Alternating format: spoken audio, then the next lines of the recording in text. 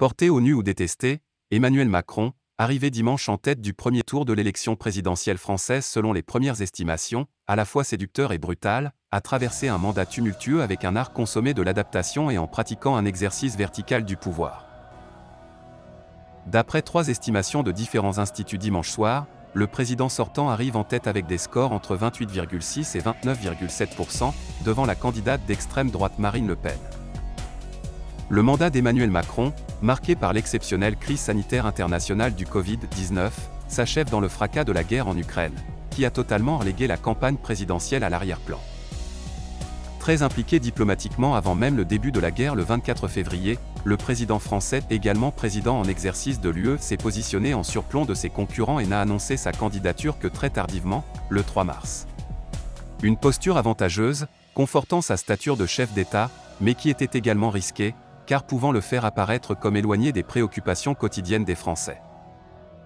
Difficile à cerner. Le président caméléon, comme l'a qualifié le quotidien Le Monde, reste après 5 ans de pouvoir une personnalité toujours difficile à cerner. Plus jeune président que la France a jamais eu, l'ancien ministre de l'économie de l'ex-président socialiste François Hollande, qui n'avait jamais été élu auparavant, a été propulsé au sommet en 2017 à seulement 39 ans, en utilisant avec maestria son image d'outsider ni de droite ni de gauche, et en surfant sur le délitement des partis traditionnels. Il avait été élu avec 66% des suffrages, dans un contexte d'abstention record, face à Marine Le Pen. Un match qui se rejouera donc le 24 avril. Entouré d'une cour fidèle de trentenaires passés par la publicité, les cabinets de consultants ou la haute administration, Monsieur Macron, énarque pur produit du système, ex-banquier d'affaires chez Rothschild, a constamment montré une volonté de surprendre, quitte à choquer.